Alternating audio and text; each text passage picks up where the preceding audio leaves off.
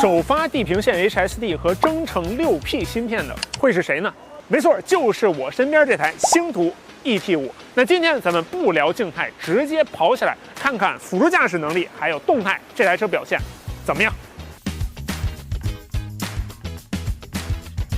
那辅助驾驶测试前先做个声明啊，因为今天我们是以测试为目的，所以下雨天也继续开了辅助驾驶。如果您平时自己家车日常通勤，下雨天咱特殊情况就自己人开，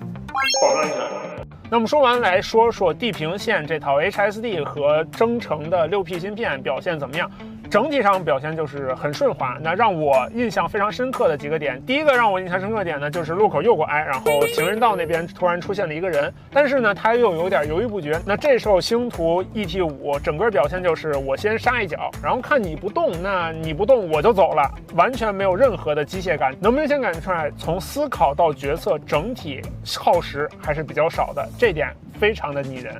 那第二点呢，就是在面对路旁临时停靠的车辆，或者是电动车、行人，这些时候它会表现出不同的策略。比如说，如果是电动车行人，那整个表现就相对的谨慎一些，绕得稍微远一些。如果那个是一个临停的或者违停的车辆，那它相对来说呢，就只是进行一个绕行，速度上并不会有太大的一个减速。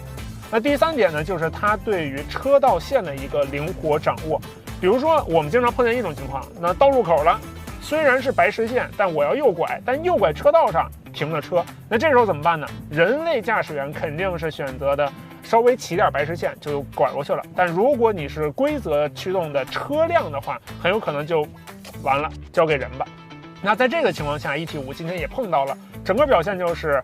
完全不用人进行任何干预，不用人去告诉他该怎么办，那他自己就进行了一个拟人化的处理，整个表现已经非常的不错了，非常好。除此之外呢，由于今天这个特殊情况，那下雨天地上标线如果不清楚，人眼看可能是看不太清的。那在这种情况下，辅助驾驶的优势可能也就体现出来了，他们能更清晰地看到路上的标线，并且在路口处能很好地做到左右别逆行。这一点我觉得也是让我有点小惊喜的情况下，毕竟我都看不清嘛。那聊完辅助驾驶，再来聊这台车作为一台车，它驾驶起来的一个感受，整体上表现就是还不错。那对于这个价位来说，这台车的一个行驶动态表现已经让我觉得非常成熟了，不管是对于动力的调控，还是对于刹车调控，整体上都做到了很线性，刹车加速都能做到很舒适，而且这个底盘也是非常的干脆，不再是那种一飘到底一软到底忽忽悠悠的感觉，整体上路感非常的清晰，而且很干脆，这点是我很喜欢的一个底盘质感。但相对来说，对于 NVH 的控制可能是它的一个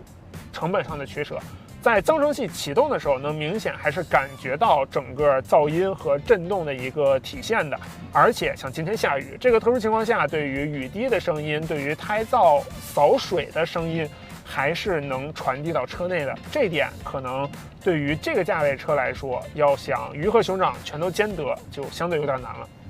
ET5 昨天已经开启预售，预售价放在这里，大家觉得怎么样？我觉得吧，在这个价位下，能有着成熟的辅助驾驶体验，并且还有比较优秀的驾驶感觉，而且还有很强的续航能力，这些3把手一起抓，整个表现我觉得